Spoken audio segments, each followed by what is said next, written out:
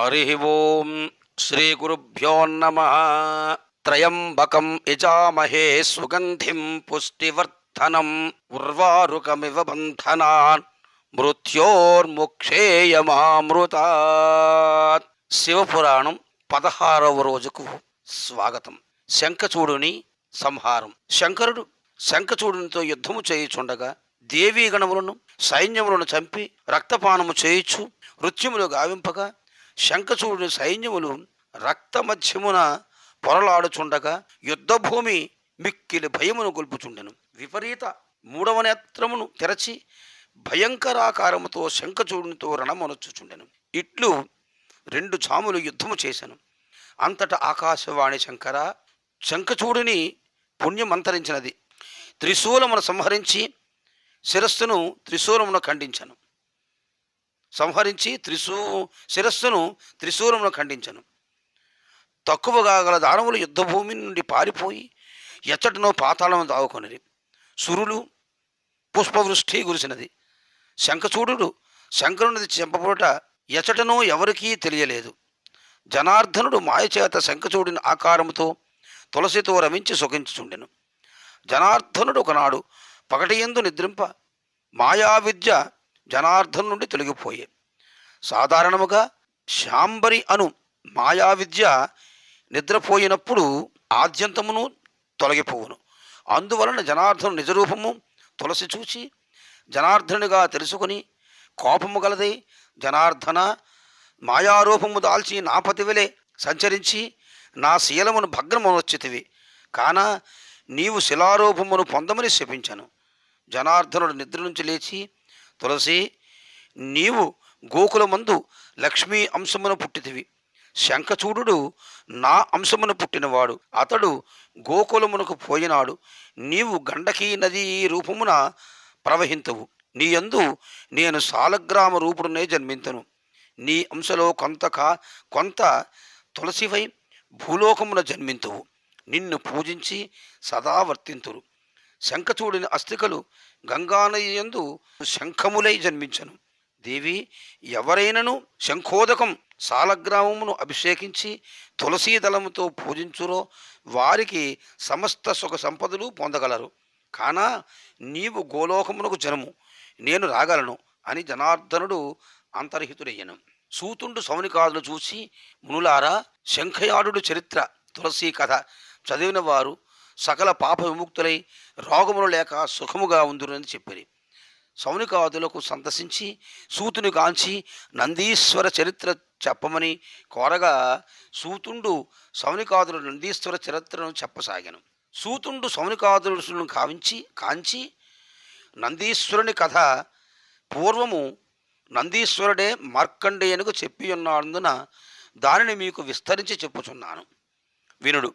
శంకరుడు ద్వాపరయుగమందు తొలుత శ్వేతడును మునియై జన్మించను. మరల 2వ ద్వాపరమందు సురత రమణాదులుగను, 3వ ద్వాపరమందు కంఠలోకాక్షులాదులుగను, 4వ ద్వాపరమందున జేషీ వాద్యాదులుగను, 5వ ద్వాపరమున అత్రి గౌతమాదులుగను, 7వ ద్వాపరమున గోకర్ణాదులుగను, 9వ ద్వాపరమున శిఖండీలోనుగు వారునగు, 10వ ద్వాపరమున శ్వేతకేతువు మొదలగు వారిగను, 11వ ద్వాపరమందున శృతిగాను, 22వ ద్వాపరమున సోమశర్మాది అవతారములెత్తిన వాడై, 3వ ద్వాపరమున అరుణాది అవతరంబులు నెత్తి పారాశర్యాది నామంబులతో పెక్కు రీతుల వ్యవహరింపబడుచు వ్యాసునకు బ్రహ్మ విద్యను చెప్పుచు. ఆ కాలమున శిలాదముని పుత్ర సంతానమునకై పరితపించుచుండ శంకరుడు వానిని కరుణించి తానే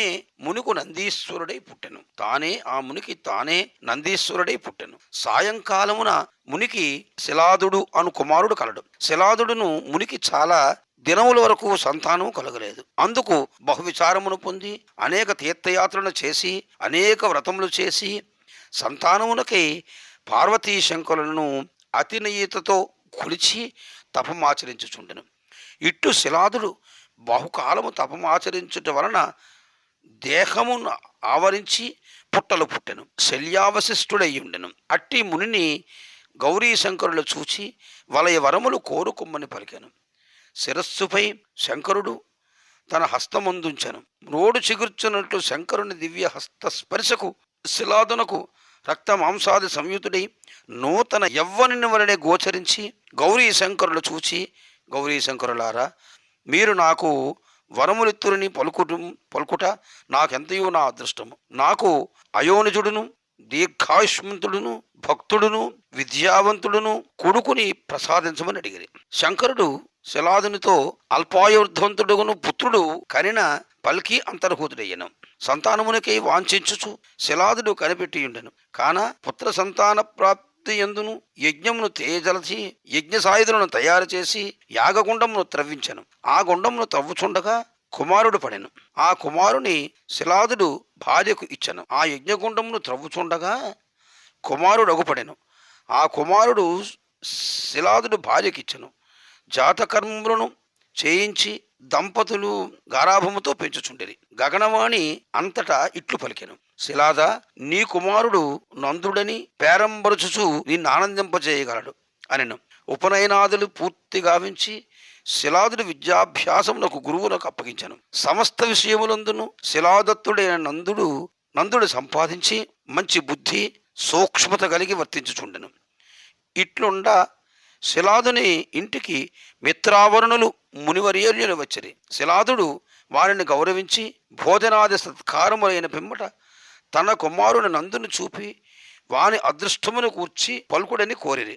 మిత్రావరుణులు విని, శిలద, నందనుడు సకల విద్యా పారంగుతుడే కాని అల్ప ఆయుర్దాయవంతుడని పలికిరి. వారి మాటలు విని నందుడు అల్పాయుష్కుడని సదా తలచుచుండెను.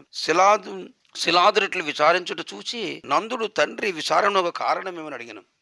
శిలాదుడు నందునిగాంచి, ఓరి, నీవు విద్యావంతుడవి అని సంతసించుమన్న తోడనే నీవు అల్పాయుష్కుడు ఒకటచే విచారమును పొందవలసి ఉన్నది. తండ్రి మాటలు విని, మహానుభావ, శంకరుని గూర్చి తపమాచరించి చిరాయును పొందవచ్చును.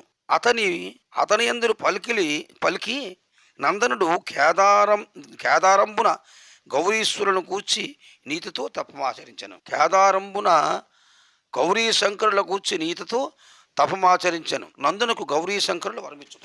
నందుడు చాలా కాలము గౌరీ శంకరులను తపమాచరించను. అంతట గౌరీ శంకరులు ప్రత్యక్షమయ్యరి.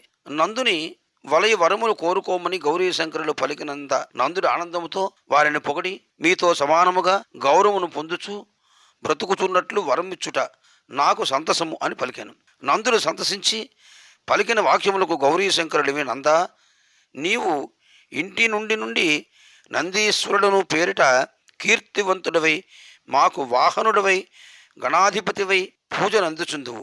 నీవు మాకు భక్తుండకుట వలన చిరాయువుగా నుండి మాతో ఉండగలవు అని వరములిచ్చి గణాధిపతిగా తన గంగాస్రవంతి నుండి జలమును అభిషేకించను. ఆ జలము 5 శాఖలై జంగేశ్వర సమీపము నుండి వేగముగా ప్రవహించుచుండెను. ఆ నదులలో దేవియందు స్నానం ఆచరించి జంగేశ్వరుని అభిషేకించినను ప్రవహించుచుండెను. ఆ నదులయందేని స్నానం ఆచరించుచు జంగేశ్వరుని అభిషేకించినను మరి పొందనేరరు. ఇట్లు వరమొసంగి గౌరీశ్వరుని నందీశ్వరుని కైలాసమునకు తమ సన్నిధి నుండిట్లు తీసుకుని పోయిరి. ఇట్లుండ శంకరుడు సింహాసీనుడై బ్రహ్మ విష్ణు దేవేంద్రాదులను రావించి ముళ్ళును రప్పించి అన్ని గణముల వారిని పిలిపించి నందీశ్వరుని గణాధిపత్యమునిచ్చుటకు ఆలోచన చేయుచున్న సమయమున మరుత్తపుత్రికయగు సుకీర్తి సర్వశుభలోక్షణోపేతంబగు కన్యను మరువత్తులు గౌరీ శంకరుల సన్నిధానమును తీసుకుని వచ్చిరి. మరువత్తుల సుకీర్తిని నందీశ్వరునికిచ్చి పెండ్లి గావింపమని పలికిరి. అందుకు గౌరీ శంకరులు ఆనందముంది నందీశ్వరునికి ఉపనయనము గావించి పంచశకలతో నుండగానే సుకీర్తిని పెండ్లి కావింపమని పలికిరి. అందుకు గౌరీ శంకరులు ఆనందముంది నందీశ్వరునికి ఉపనయనము కావించి పంచశకలతో ఉండగానే సుకీర్తిని పెండ్లి గావించి గణపతిగా ఎదుట, నందీశ్వర, నీవు మాకు భక్తుడవై మంత్రివై సహచరుడివై ఉండి సర్వదా పూజించబడదువు. నీ పితృ మాతృవర్గముల వారు రుద్రగణమునందు చేరి సుఖింతురుగాక అని పలికిరి.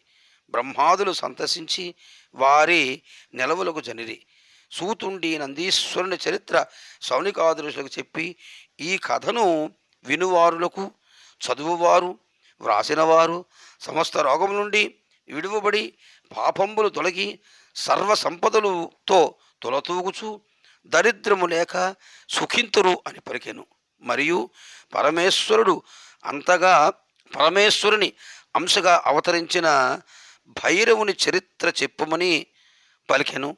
ఆ భైరవుని చరిత్ర చెప్పెదను సావధానులే వినిరి సూతుండు శౌనికాదులు పలికి. తథాస్తు. సహనావతు సహనౌ భునక్తు సహ వీర్యం కరవావహై తేజస్వినావధీతమస్తు మా విషావహై. ఓం శాంతి శాంతి శాంతి.